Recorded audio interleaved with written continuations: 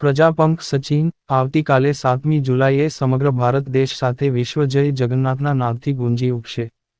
Ward Sachin Kanakpur ખાતેના નિજ મંદિરથી ભગવાન જગન્નાથજી સહિત બહેન સુભદ્રા અને બલરામ નગરચર્યાએ નીકળશે.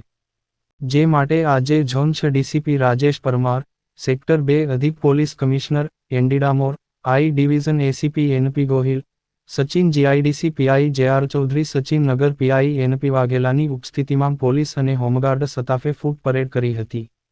સ્થાનિક જગન્નાથ મંદિર અને પોલીસ તેમજ જિલ્લા વહીવટી તંત્ર દ્વારા તૈયારીઓને આખરી ઓપ અપાયો છે. શહેરમાં છેલ્લા 19 વર્ષની નિરંતર ભગવાન જગન્નાથની રથયાત્રા યોજાય છે. જેમાં કનકપુર જગન્નાથ મંદિર ખાતેથી સવારે 4 વાગ્યાથી નેત્ર દર્શન તથા અન્ય વિવિધ પૂજા અર્ચના કરી બરોબર બપોરે 12:30 વાગ્યા એક જ રથમાં ભગવાન જગન્નાથ સહિત બહેન સુભદ્રા તેમજ ભગવાન બલરામ નગરચર્યાએ નીકળશે. આ વર્ષની 19મી પવિત્ર રથયાત્રામાં રથ, ભજન માટે ડીજે, ભજન મંડળી, ઓરિસ્સા નૃત્ય, ઢોલ નગારાના કરતબો આકર્ષણનું કેન્દ્ર રહેશે. રસ્તાઓમાં જલપાન, ખાનપાનની વ્યવસ્થા પણ સત્યસાની સમિતિ, જૈન સમાજ, ચામુંડા ગ્રુપ, માજીસાંગ મોબાઈલ ગ્રુપ તથા અન્ય મિત્ર મંડળ સમિતિઓ દ્વારા તૈયારી થઈ રહી છે. આ વખતે ભાઈઓ અને બહેનોને કોઈ તકલીફ નહીં પડે જે બંને માટે અલગ અલગ સ્ટોલ રાખવામાં આવી રહ્યા છે. આ રથમાં દર વર્ષની જેમ 5000થી વધુ ભક્તો અને શ્રદ્ધાળુ રથયાત્રામાં જોડાશે. આવતીકાલે 7 જુલાઈએ કનકપુરથી સચિન રામ મંદિર થઈ મૌસી મંદિરે ભગવાન જગન્નાથજીની ભવ્યથી અતિભવ્ય 19મી રથયાત્રા નીકળશે. ત્યારે યાત્રામાં કોઈ અણબનાવ ના બને તેના માટે સુરત સચિન પોલીસ અને હોમગાર્ડ જવાનો પણ ખડેપગે સેવા આપી રહ્યા છે. આજે રથયાત્રાને ધ્યાનમાં રાખીને સ્થાનિક પોલીસે જગન્નાથ મંદિર કનકપુરથી રામ મંદિરથી મૌસી મંદિર સુધી ફૂટ પેટ્રોલિંગ કર્યું હતું. આ રથયાત્રાના રૂટ પર અધિકારીઓ સહિત 215મી વધુ જવાનો જોડાયા હતા. ત્યારે આજના ફૂટ પરેડ બાબતે એનપી ગોહિલ આઈ ડિવિઝન એસીપી શ્રી શું કહે છે સાંભળીએ. નમસ્કાર સર.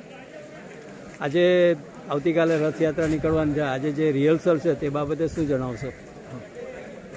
સચિન પોલીસ સ્ટેશન વિસ્તારમાં પરંપરાગત જે દર વર્ષે રથયાત્રા નીકળતી હોય છે એ જ રીતે આ વર્ષે પણ પરંપરાગત રીતે રથયાત્રા આવતીકાલે 7 તારીખે નીકળવાની છે.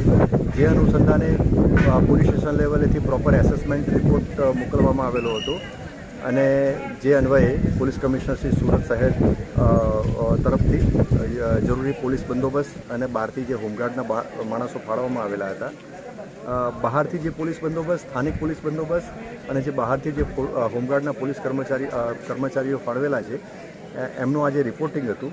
રિપોર્ટિંગમાં સ્થાનિક પોલીસ સ્ટેશનના પોલીસ ઇન્સ્પેક્ટર શ્રી વાઘેલા સાહેબ અને એની સાથે સાથે ડીસીપી ઝોન 6 સુરત શહેર શ્રી રાજેશ પરમાર સાહેબે પણ સ્થળ ઉપર આવી અને જે બંદોબસ્તના અધિકારી કર્મચારીઓને પ્રોપર બ્રીફિંગ કર્યું અને આવતીકાલની બંદોબસ્તની તૈયારીઓ માટે શું તકેદારી રાખવી તે બાબતે ડિટેલમાં બ્રીફિંગ કરી અને અત્યારે હવે અમે બંદોબસ્તનું રિહર્સલ ચાલુ કરશું અને તમામ પ્રકારની તકેદારી અને તમામ પ્રકારની તૈયારીઓ વ્યવસ્થા તંત્ર અને પોલીસ વિભાગ તરફથી થયેલી છે.